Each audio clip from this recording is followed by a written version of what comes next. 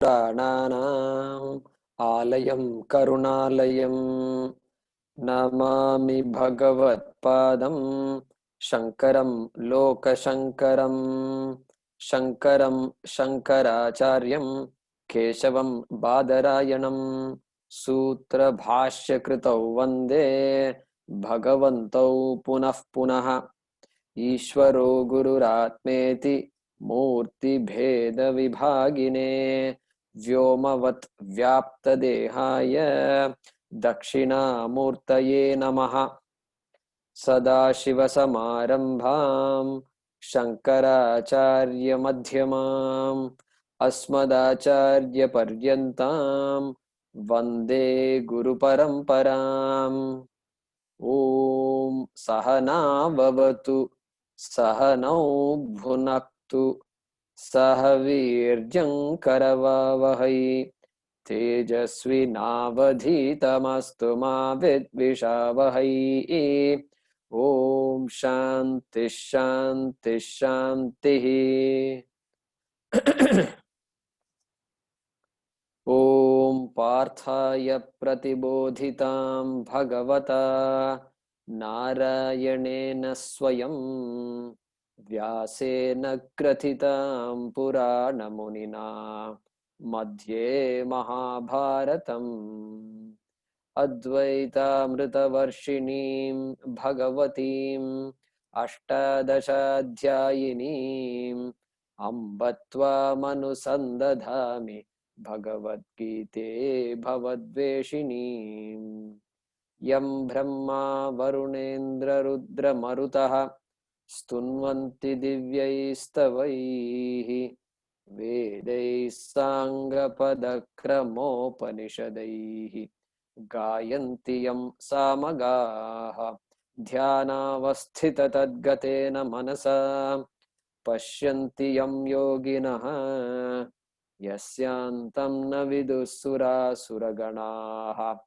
देवाय तस्मै नमः देवाय तस्मै नमः।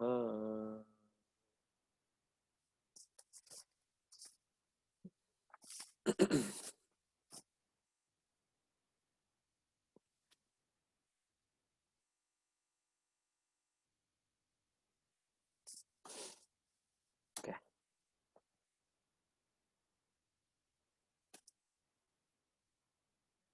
Swapna, if you can unmute yourself. Namaste. Namaste. Okay. So let's chant from 67. Indriyanam hi charatam Indriyanam hi charatam yanmanonu yanmano nuvidhiyate tadasya harati prajñam tadasya harati prajñam vayurnavamivambhasi vayurnavamivambhasi tasmadyasya mahabaho tasmadyasya mahabaho निगृहीतानि सर्वशः nigrihitani sarvashah इन्द्रियाणीन्द्रियार्थेभ्यः indriyanindriyarthebhyah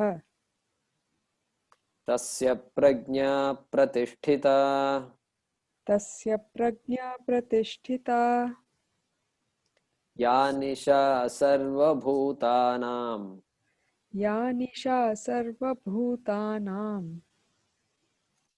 तस्यां जागर्ति संयमी तस्यां जागर्ति संयमी यस्यां जाग्रति भूतानि यस्यां जागृति भूतानि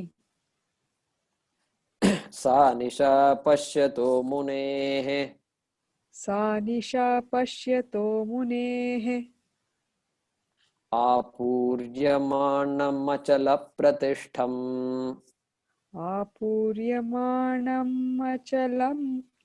अचलप्रतिष्ठम् समुद्रमापः प्रविशन्ति यद्वत् समुद्रमापः प्रविशन्ति यद्वत् तद्वत् कामायं प्रविशन्ति सर्वे तद्वत् कामायं प्रविशन्ति सर्वे स शान्तिमाप्नोति न कामकामी स शान्तिमाप्नोति न कामकामी विहाय कामान् यः सर्वान् विहाय कामान् यः सर्वान् पुमांश्चरति निःस्पृहः पुमांश्चरति निःस्पृहः निर्ममो निरहङ्कारः निर्ममो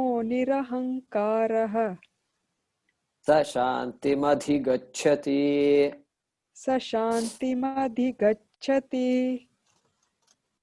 एषा भ्रामी स्थितिः Partha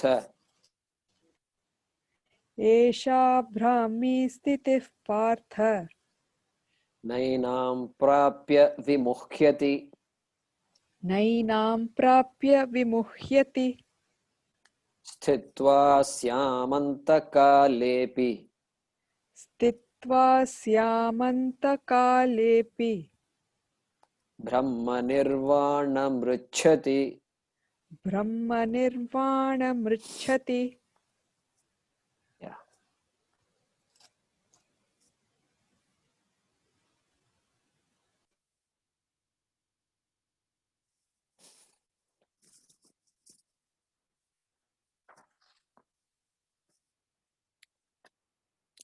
So we were reviewing the last shloka of this chapter, Dvitiyodhyaya, second chapter of the Bhagavad Gita, in the last class. So he's concluding, Yesha Brahmi Sthiti Partha. Hey Partha, O Arjuna, this Yesha, this is what is meant by Sthita Prajnatvam. This is what is meant by Brahmi Sthiti.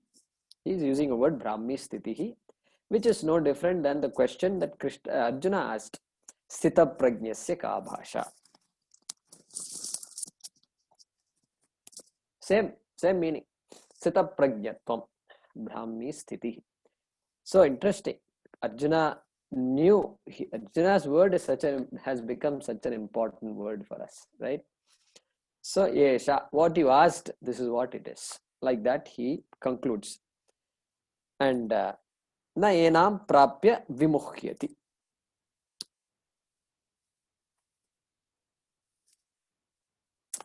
Prapya, having gained this, na vimuhyati, is no longer deluded. Okay. So, last class, there was a question. Last satsang. The question was, I must gain this knowledge. Like I know what knowledge is. I have studied so much in my life and I've heard so much from my parents. I'm constantly learning new things every day. Newspaper brings new stuff and old stuff also it brings, but new stuff also it brings. So I keep learning new things. So I know what gaining knowledge means. But then I must experience it. Most of the knowledge that we know has to be done. Something has to be done with it. Otherwise, it's useless. So, like they give the popular example of the knowledge of the recipe of any dish, favorite dish. So these days they say you have in the morning you have to have this kashaya so that you can improve your immunity. So nilavimbu kashayam or kudinir, kabasura kudinir ityadi. There are many things people drink these days. And so, okay, you've got the churnam and then now you got to make it. And you can't simply put that thing and mix it in water with a spoon. That's not correct. You're supposed to boil it and then, reduce the quantity from, 100 ml to 50 ml, etc. and then drink it. Okay. This is the recipe. What is the use of knowing this recipe? Kashayam is still not there. and it will be there only if you act it out.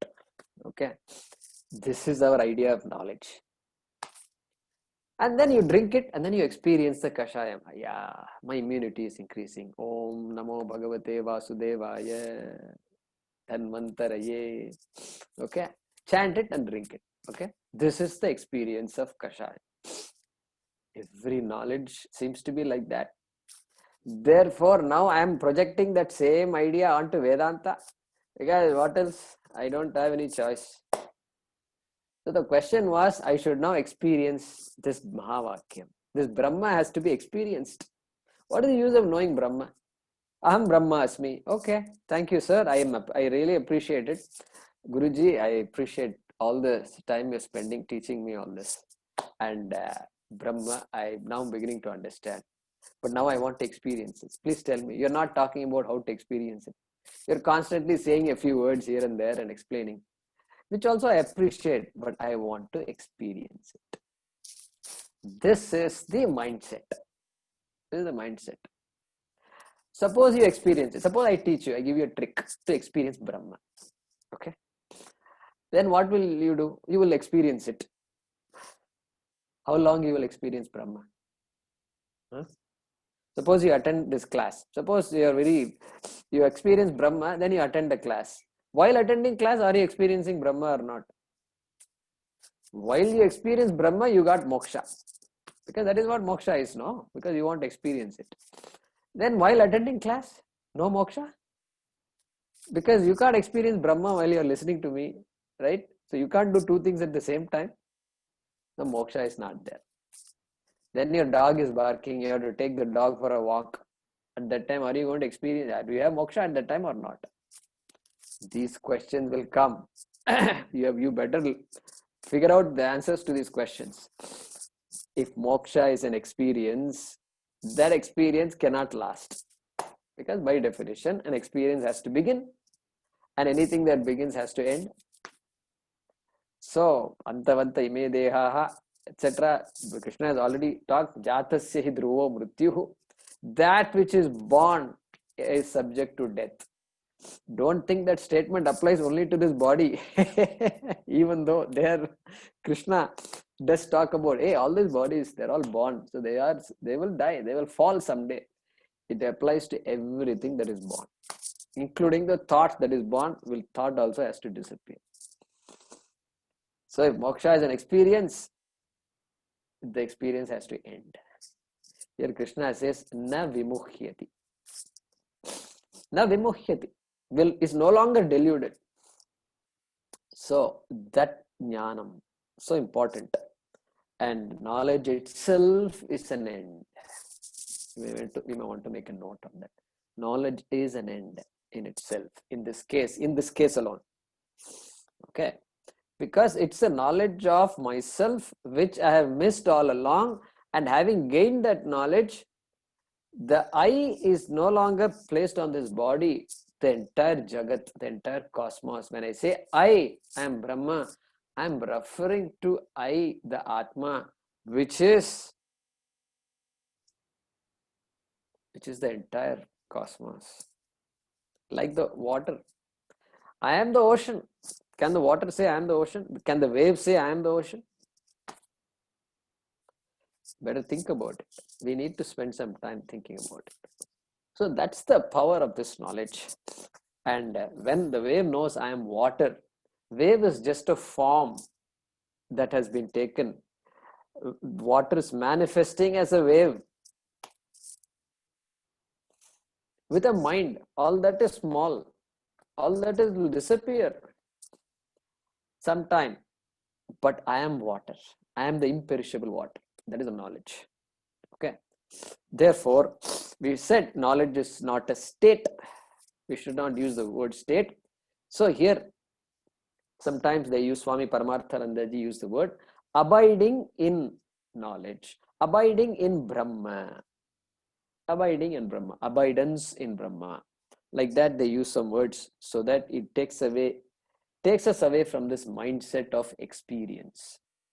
Okay. Okay. So So Shankara in his commentary, look at that. Bhagavan Bhashikara, he says this. So if you abidance in Brahman.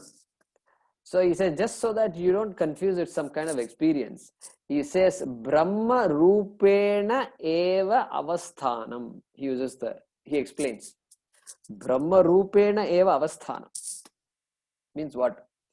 Hey, recognizing that you are Brahman, you were Brahman, you will be Brahman. Nobody can change that. It's a fact that was already there. So that recognition, Brahma Rupena Eva Avasthan. With that knowledge,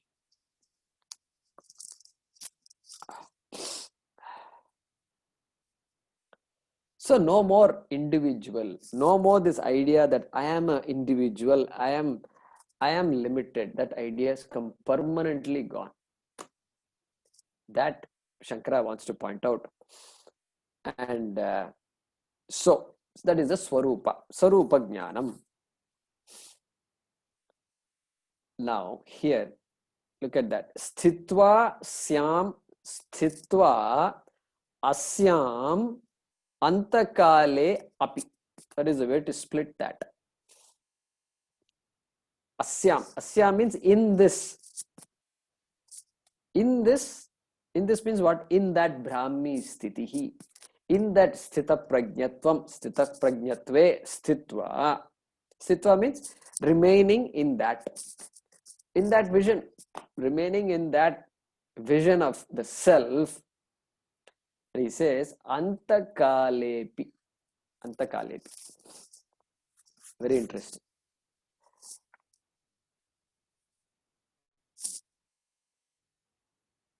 At the end of one's life. Even at the end of one's life. End of one's life means what? The human being can live for a certain number of years, 60, 70, 80, 90, 100, 110, okay, 120. Okay, whatever you feel is the lifespan of a human being. That's how long a human being can live. And 60, 70, 80, 90. So now I know I'm reaching the end of my life. So Krishna says, it doesn't matter what stage of life you are. You don't have to complain and say, oh, my legs are, my joints are all creaking. I can't get up. And my teeth are all falling off. All my teeth are false teeth. Right? Already 2 bones have been replaced. So they're doing all kinds of surgeries. These days, surgery is so common. Hip surgery and all that. Amazing. And there are bones, titanium rods have been inserted in my body. My body is no longer what it used to be. It's all metals and plastic, and heart also. I have an artificial heart. And so this is how I'm running. Krishna says, don't worry. It doesn't matter what kind of body parts you have. Do you understand a language? Do you know a language? Yes, I do know a language. Okay, good. Are you able to hear what I'm saying? Yeah, so hearing is a little difficult because hearing also every part says goodbye. And so, okay, put a hearing aid or something. Can you hear? Yeah, it's a little better now. Increase the volume slightly. Yeah, that's better. Now I can hear. Good. That's all you need. That is all you need. Doesn't matter. Eyes are not able to see. Don't worry. Nothing. It doesn't matter. And so Antakale api, Bhagavan Bhashikara Shankara says, Ante Vayasi api. He makes sure we understand clearly. Vayasi, he uses the word Vayas. So Vayas in Sanskrit is age. In Tamil also Vayas is age. And Telugu also Vayasu, I think, must be age only. Telugu, Malayalam and all that. In Hindi, I don't know. Ayu, they say Ayu, but I don't know if Vayas word is there. Is it there? Hey? No, I think it's IU only. Ayu, yeah, it's Ayu. So in Sanskrit, Vayas, same word is there in some of our languages. So Ante Vayasi api, he says. And so we can't make any mistake here trying to understand this. Antakali api, even in the fag end of one's life. Even at that time, nothing is lost. Why? Why does Krishna have to say this? Hey, The person has done everything that is to be done. Okay, been there, done that, traveled all over the world. All airlines have been traveled by this one, that airways, Lufthansa, this everything traveled. Now there is nothing else to go. Flying is not unknown to me. And Japan I've gone to. Bullet train I've taken. In India, bullet train they say it's coming.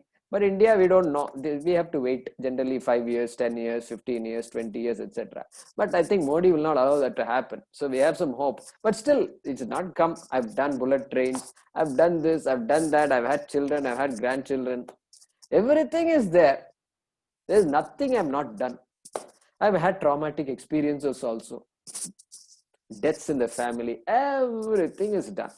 Therefore, when the Shastram says, Ajo nitya shashvatoyam puranaha nahanyate hanyamane sharire, it must strike. It must strike. All experiences are there for this so-called old person, senior citizen, correct? Because if the Shastram says, hey, no object in the world can really make it, you got to make it, you got to figure out yourself. If it says it must strike, because our experiences are meant for that. Our experiences are not meant for getting another experience, okay? Please remember that. Our experiences are not meant to go on seeking more and more experiences. Someday the Shastram says that it must strike you. Oh my God, yes. That makes a lot of sense. It must strike. Therefore, that person, hey, he's the person, he or she is ready for this knowledge. Ready. Just didn't hear about it all these years. Now somebody said it and it must be it. Last day, one day before is fine, and later on he passes away. No problem. The job is done. Antakalepi, is it not? So that's why that is how we should look at our life. We can't have regrets. We can't afford to have regrets at the end of the life. What is the use? Did all these things, had children, this and that, and finally I'm 60, I'm 70, and I have regrets. Not good. Better fix it quickly, because we want to. We have to just look at our whole vision completely. Just turn it around. Turn the envelope inside out. That is what Vedanta does for us. So for that person, if it is presented properly, of course, presenting is also important. And then the job will be done, and antakalepi nirvanam richati. What does it say here? Brahma nirvanam richati. The person gains Brahma nirvanam.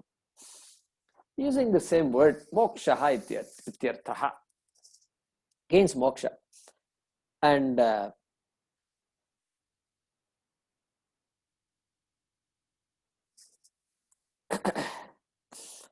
And so we have the story of Parikshit, and I think you all know this. So Parikshit did something funny and he got a curse. He got a curse that he's going to die in 1 week, 6 days, 7 days, something like that. He's going to die, and he's totally shocked, because until you play around, you don't worry about things. And then when reality strikes, then you wonder what happened.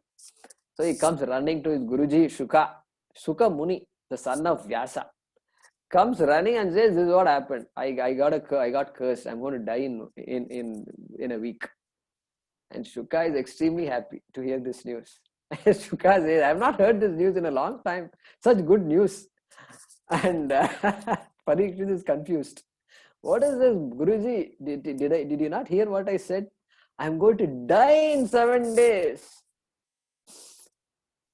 So Shuka says, I heard you well. I'm so happy for you. And at least you're guaranteed to live for some more days. You ask me that question, how many more days I'm going to live? I can't say. Next minute I can be gone. But you have a guarantee. Like some of the products we buy, we have a guarantee, 1 year guarantee. Extend that warranty by 1 more year, etc. We have some certain, we have a safety kind of net there. So here 7 days safety net you have. What's your problem? And no, I don't feel so good, as good as you. So what shall we do? Then 7 days are enough. You can get moksha in 7 days. And so Bhagavata, this is how this Bhagavata Saptaha has come, right? Saptaha. So in 7 days, the story is Parikshit gained moksha.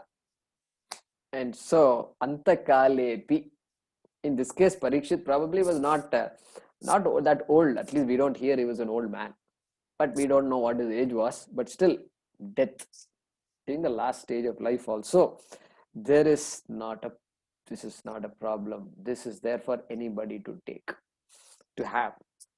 And so here Shankaracharya says something beautiful. Let me read that out to you. Some of you who know Sanskrit will appreciate it.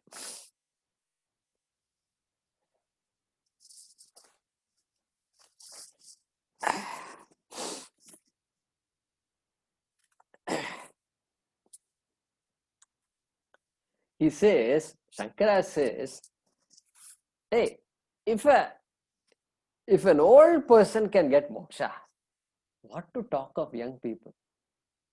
Huh? What to talk of young people? Should Krishna say that? Kimu vaktavyam? Kimu vaktavyam? Must it be said? Brahmacharyad eva sanyasya. A person takes to sannyasa from brahmachari ashrama itself. Means at a young age itself, the person commits to this shastram. Brahmacharyad eva sanyasya yavajivam yaha brahmani eva avatisthate. And lifelong that person pursues this shastram. Okay? Saha brahma nirvanam richati iti. Is there any question that person is not going to get moksha? And this Parikshit could get in 7 days. There's no doubt that any young person who pursues this will get moksha.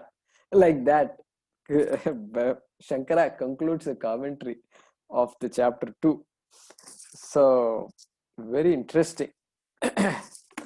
So, that is with there being no doubt. There being no doubt. That is why Saraswati Puja and all, we worship knowledge. This knowledge is so important. First, we get to know this Apara Vidya. Everything we learn is Apara Vidya. All the sciences and mathematics, etc., everything Apara Vidya. Then Vedanta. So then we pick up this Karma Yoga, and then look at our own attitudes, our own behaviors, our own dependencies, and then work on it. It's called Karma Yoga. And then that knowledge shines. Knowledge has to strike. And like how Krishna explained. And having said that, Krishna pretty much concludes this chapter. And Brahma Nirvanam Richati. So let's look at the shloka once again. Hey Partha, hey Arjuna. This is what is meant by one's being in Brahma. Esha Brahmi Sthitihi. This is what is meant by one's being in Brahma.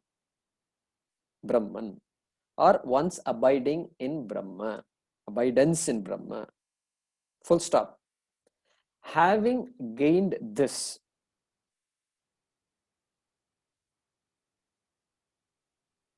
enam prapya, enam. So there the word is enam. Na enam prapya. That is the way to split that.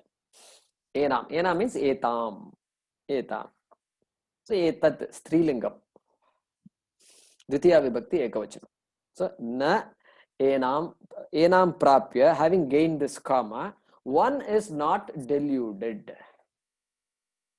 Na vimuhyati, not deluded. Full stop. Remaining therein, asyam sthitva, remaining therein, asyam sthitva, even at the end of one's life,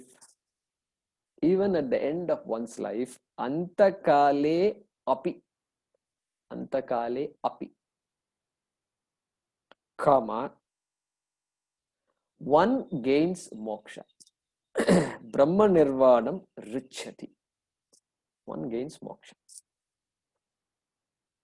So let me read that. Hey Partha, this is what is meant by one's being in Brahma. Full stop. Having gained this, comma, one is not deluded. So one, so that's a peculiar usage in English. One means any person who gains this, referring to any person. Full stop. Remaining therein, comma, even at the end of one's life, comma, one gains liberation or one gains moksha.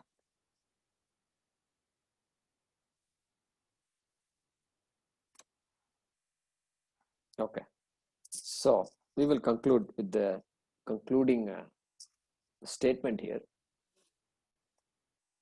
Who would like to chant?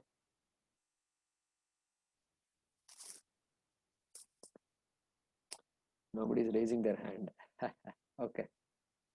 All right. Manjula, go ahead. Dr. Manjula.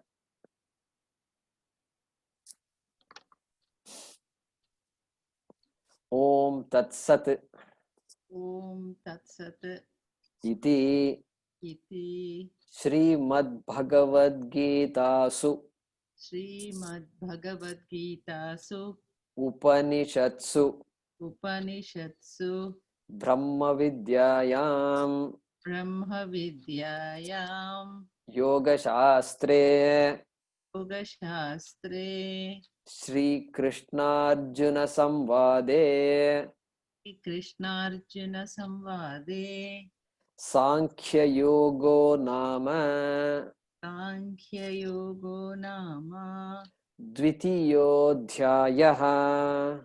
Tiyodhyayaha. Yeah. So every chapter concludes with a statement like this, almost identical statement in every chapter. We saw this when we concluded the first chapter, and so here let's look at it. You may have forgotten what the meaning of this is. So Om Tat Sat. It's a very unique statement.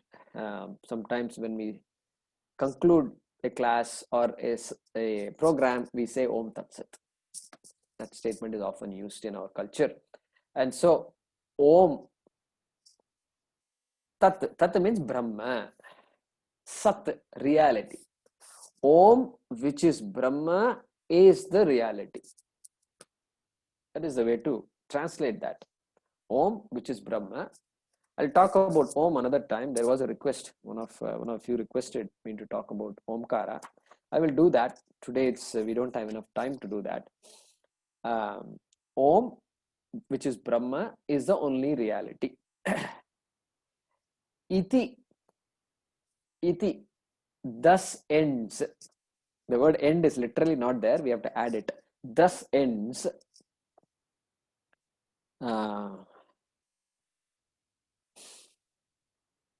The second chapter called Sankhya Yoga. Sankhya Yogo Nama. Thus ends the second chapter called Sankhya Yoga. The Sankhya Yoga means Jnana Yoga. So those are alternate names given in some books also. Jnana Yoga, Sankhya Yoga, typically called, comma, having the topic of knowledge.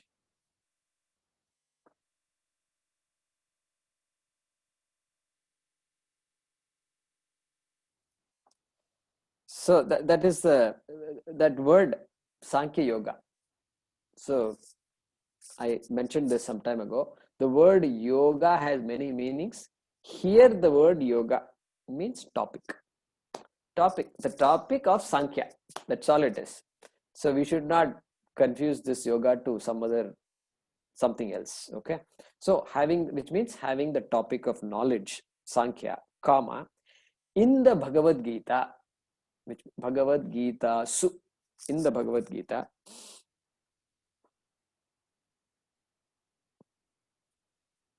which is in the form of a dialogue between Sri Krishna and Arjuna. Sri Krishna Arjuna Samvade, which is in the form of a dialogue between Sri Krishna and Arjuna, comma, in the Bhagavad Gita, which is in the form of a dialogue between Sri Krishna and Arjuna, comma, which is the essence of the Upanishads. Upanishatsu. Upanishatsu. Which is the essence of the Upanishads, comma, whose subject matter is both the knowledge of Brahma and Yoga. Whose subject matter is both the knowledge of Brahma and Yoga. Brahma Vidyayam Yoga Shastre. Brahma Vidyayam Yoga Shastre. So two topics typically are indicated in the conclusion of every chapter. Brahma Vidya, which is the knowledge of Brahma, knowledge of the Mahavakyam Tattvamasi, and Yoga Shastra, Karma Yoga. That is the way to interpret that. Karma Yoga. Only one word. Here Yoga does not mean topic. Yoga Shastra does not mean topic. Karma Yoga Shastram, which includes Bhakti Yoga, which includes Upasana Yoga, etc. All the yogas that are required to get Chitta Shuddhi. Correct? Chitta Shuddhi. We talked about all that earlier. So let me read this. Om, which is Brahma, is the only reality. Full stop. Thus ends the second chapter called Sankhya Yoga, comma, having the topic of knowledge, comma, in the Bhagavad Gita, which is in the form of a dialogue between Sri Krishna and Arjuna, comma, which is in the form of a dialogue between Sri Krishna and Arjuna, comma, which is the essence of the Upanishads,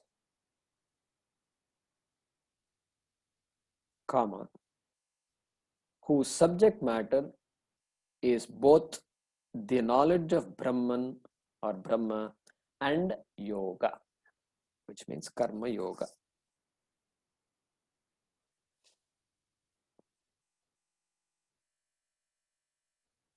Okay. So what I'll do now is, we've got about 15 minutes. I will summarize this chapter.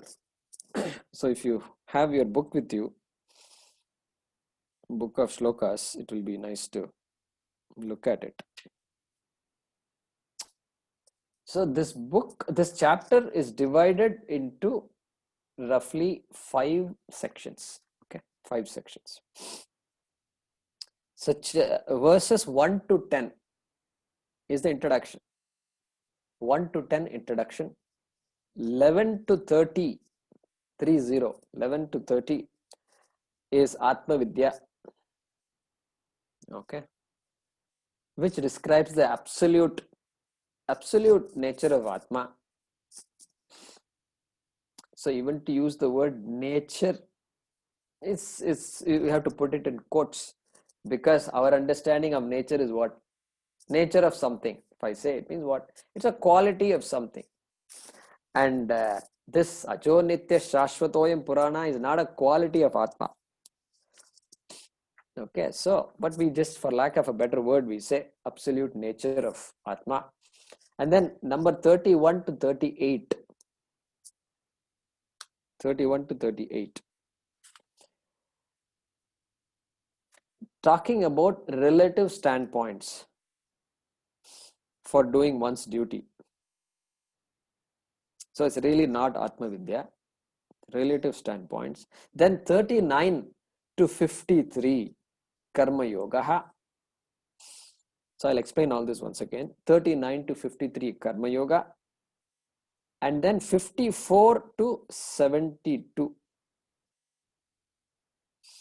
Yeah, 54 onwards. Sthita Prajna Lakshanam. Answering Arjuna's question on Sthita Prajna. Okay. All right. So 1 to 10 is introduction. This is a continuation of chapter 1. 1 to 10. Chapter 1 is concluding the momentum. Chapter 1 was all about chapter 1 concluded with this idea that Arjuna realizes he's going to kill so many men that the entire population is going to be widowed. He uses strong words like that, if you recall. And so here chapter 1, this verses 1 to 10, he continues and he says, Katham Bhishma Maham Sankhe. How am I supposed to kill Bhishma? And he's the great grandfather of this family. And he has not done anything wrong. And Drona, can anyone kill one's teacher? Is that heard of in our culture? Like that, he gives very good arguments. He addresses Krishna as Arisudana. Okay, Arisudana. Hey, you are great at killing enemies. I can also kill enemies, but Drona is not my enemy. Bhishma is not my enemy. How can I kill them? You never killed your guru. So therefore you got away. But no, I am put in a very tough spot here. So that was his argument. But then towards the end of that argument, and he realizes, Arjuna recognizes that he has a problem. And that's why in verse number 7, he says, Karpanya dosha. I am seized by this miserliness. I'm seized by something that I don't know. I'm just stuck. I'm unable to do anything. I know it's wrong. Therefore, now he says, Shishyasteham. I am your student. I am your Shishya. And Shadi Mam Tvam Prapanna. You teach me. I am your Shishya. And suddenly he comes down to teaching. Hey, where is the question of teaching? Either I fight a war or I don't fight a war. What kind of teaching? Do you teach me warfare or what? Is that what I'm asking? No, you teach me. You teach me. There is a fundamental problem. So there is a conversion of a topical problem to the recognition of a fundamental problem. Okay, that is what happens in this last few shlokas. Right? Topical problem means what? Should I fight or not fight? That's a topical problem. And based on the context, you decide what to do and then you do what is to be done. Okay, but fundamental problem. So Arjuna recognizes there is a fundamental problem. And so you teach me that, and I know you are the best person to teach me. Therefore, you teach me. Okay. Then what? Then 11 onwards, Sri Krishna, of course, teaches. And this is why 11 to 25 actually. 11 to 25. Yeah. Let's say 11 to 25. Okay. So the chapter gets its name, Sankhya Yoga, from these shlokas. And so this is where Arjuna got introduced to what Atma is. Okay. And Dehi, the words were used, Dehi, Dehinaha. And then Nasato vidyate bhavaha, na bhavo vidyate sataha. Ubhayorapi drishtontaha tvanayos tattvadarshibhi. That which is not real cannot have existence, and that which is absolutely real, sataha, abhavaha na vidyate, that which is absolutely real cannot ever become non-existent. I think these things you remember, we covered all that. Therefore, one who is able to see that, that person is called a wise person. Like that very beautiful statements, avinashi tu tadvidhi. Okay, avinashi, indestructible. That self, that atma is indestructible. And even Bhishma's atma, which Bhishma you think is getting killed, yeah, maybe that deha can be killed, but dehi can never be killed. Dehi is avinashi. And like that. So the nainam chindanti shastrani. So no weapons can kill atma.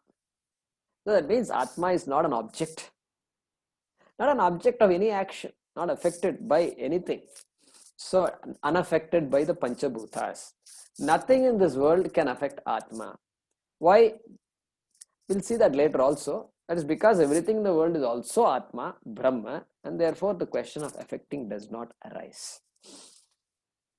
Okay, so like this goes till 25th, avyaktoyam achintyoyam. And then he says, tasmadevam viditvainam na anusochitum arhasi. Tasmat, therefore, evam viditvainam, I'm looking at 25. Looking at Atma, understanding Atma in this way, viditva, he says viditva, okay? So having understood, he doesn't say having experienced Atma.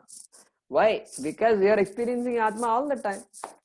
There is no time when you are not experiencing Atma. Every experience is Atma. Therefore, you cannot ask, when should I experience Atma? Atma is, you are Atma. Everything is Atma. So therefore, you are experiencing Atma. Therefore, only thing left for you to do is to ask, what is Atma? What is the nature of Atma? Therefore, he says, Tasmad evam viditva. Viditva. Not anubhutva. Having experience. Sit under a tree and meditate. No. Meditation is important, but experiencing Atma can never happen. There is no such thing possible.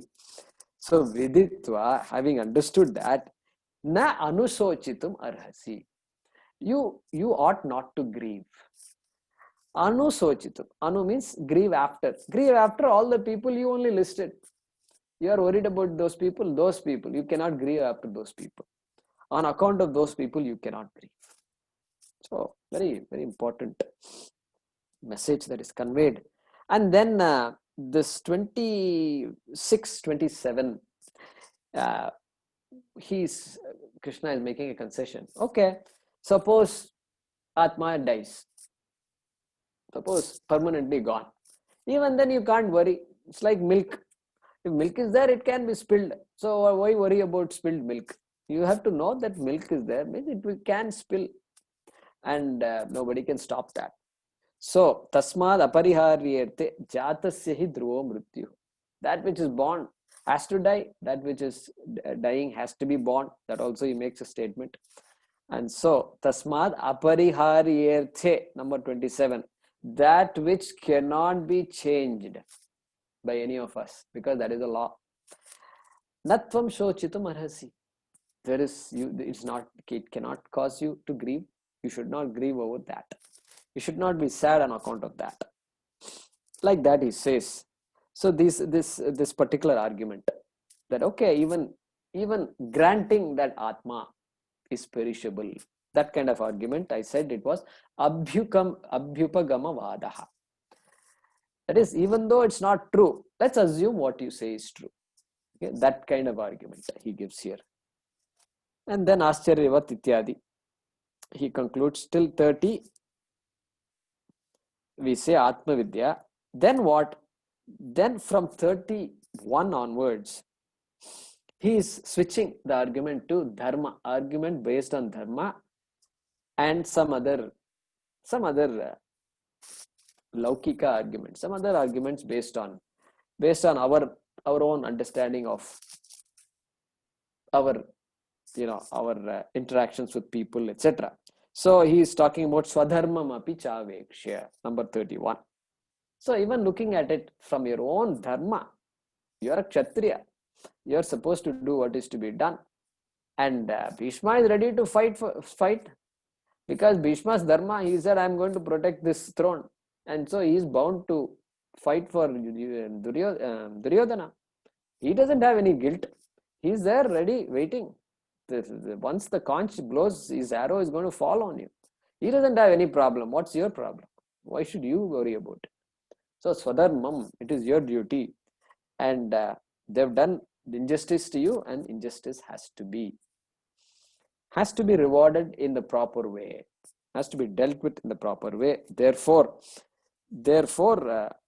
sangramam karotu, you have to wage this war. And then otherwise, papam avapsyasi, you will gain papam.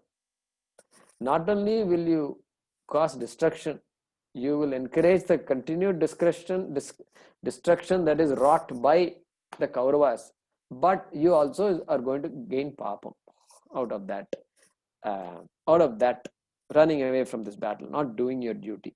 So like that, he gives a list of arguments. And then 38, sukha dukhe same kritva. Therefore, this victory, defeat, these kinds of ideas, you let go and do what is to be done. So prasada buddhi, look at that. Sukha dukhe same kritva labha labhau jaya jayo. Treating pain and pleasure as same. So Krishna already introduces that prasada buddhi here, and doing what is to be done. Ishwararpana buddhi.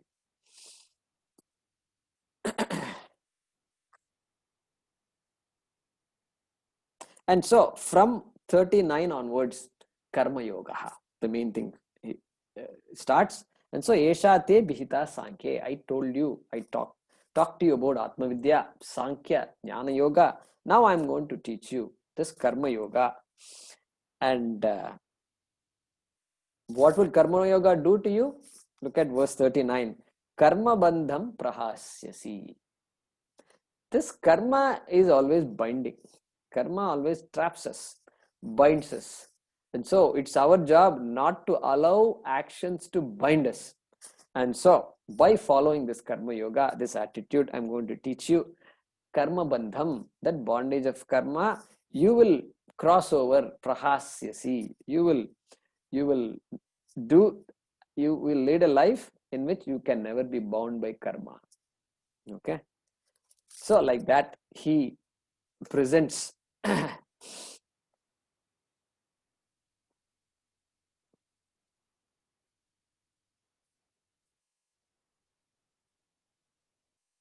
okay. And then 40 to 46, it's a glory of karma yoga, praising karma yoga, that it will free the person from being bound, and this consequences is not. Fear of failure is there. No, fear of failure also will go away with this attitude of karma yoga. And anything else that you're afraid of, any other consequences that might happen, it should not affect you at all. It should not be a problem at all for you. So that was described in these shlokas 40 to 46.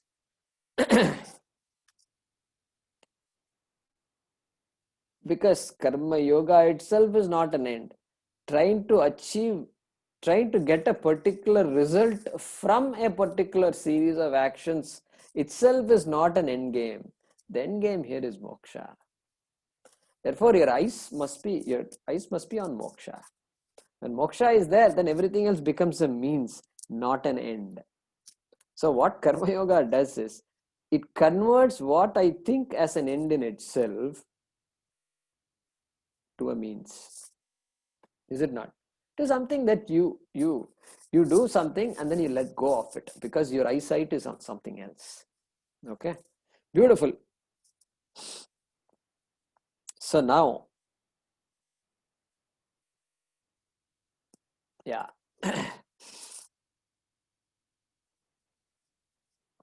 So what is the connection between that Atma Vidya and Karma Yoga? What is the connection? Well, Karma Yoga will give me Vairagyam, will give me Chitta Shuddhi. And that Chitta Shuddhi is needed for me to understand the statements of Krishna that he made till verse number till verse number 25, 30, Atma Vidya. So that is the connection between Karma Yoga and Brahma Vidya, Atma Vidya. Then finally, Sthita Prajnasya Ka Bhasha, verse number 54. So there, all the way till the end of the chapter, Krishna explains this, what is a Sthita Prajna, how do we understand a person who has firm knowledge of Atma, Sthita Prajna. That was talked about. And so here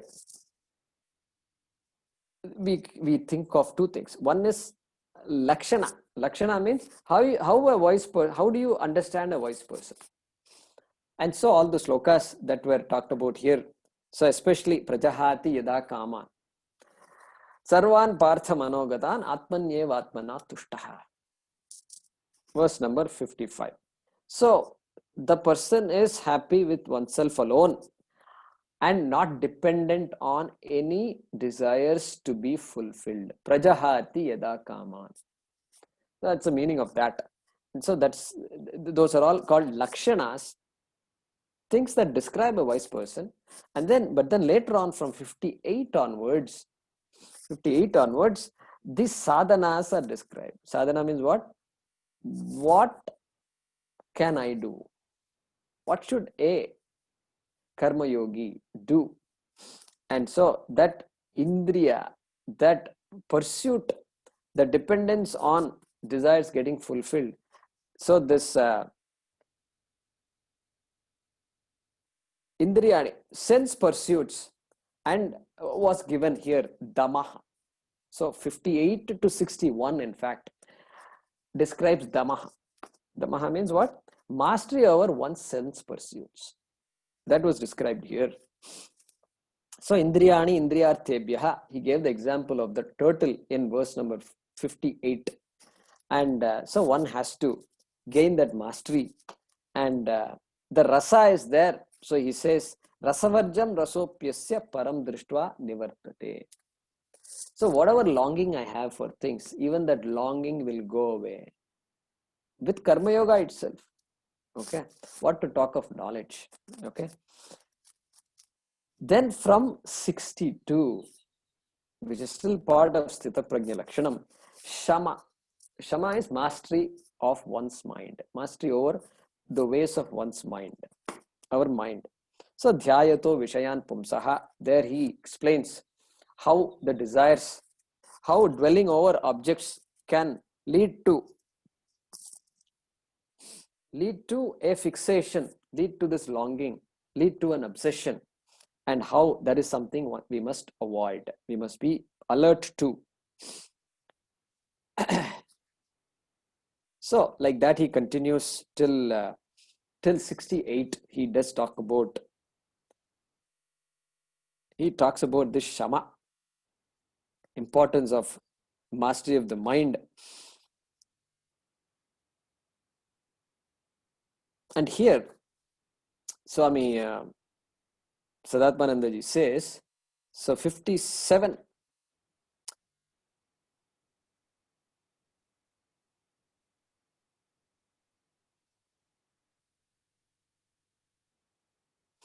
(55 to 57) is an answer to Sthita Prajnasya Ka Bhasha. Arjuna said Ka Bhasha, how does the person speak? Well, Krishna reinterpreted that question, and then he described a wise person. And so Sadatmanandaji says that you can look at as the answer to Ka Bhasha. Okay, then so Kim Prabhasheta, 57 is the answer to that question. And then 58 to 61, Kim Asita.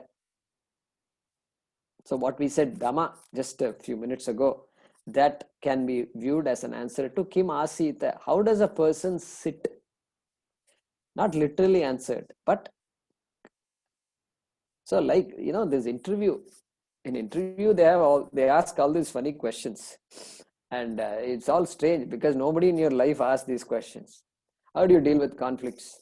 And how do you see yourself 5 years from now? These kinds of questions. Give me an example of a time when you failed miserably. Somebody asks you like that, how do you answer that question? And so they say stress interview.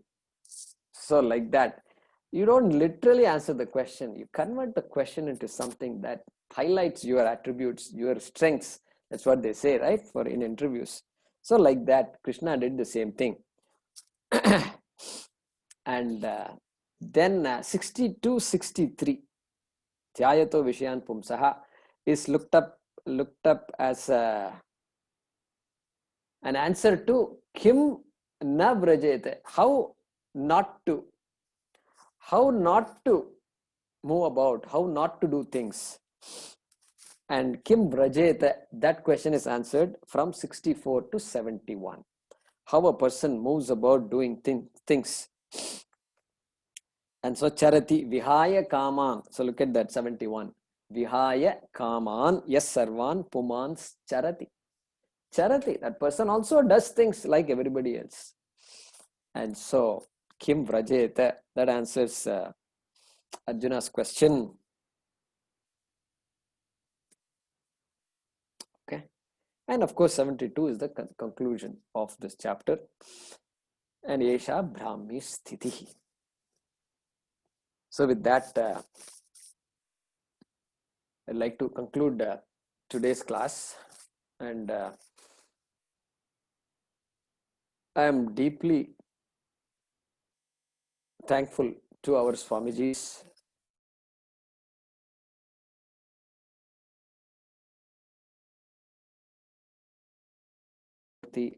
And to all our Acharyas, Swami Sadatmanandaji, with whose blessings we were able to meet here. And we can say we've spent here now for almost a year. And we are so happy that we could finish chapter 2, an important chapter of the Bhagavad Gita. And so accepting their blessings, we conclude today's chapter and look forward to beginning chapter 3. Om Purnamadah Purnamidam Purnat Purnamudachyate Purnasya Purnamadaya Purnameva Vashishyate. Om Shanti Shanti Shanti. Harihi Om Shri Gurubhyo Namaha. Harihi Om.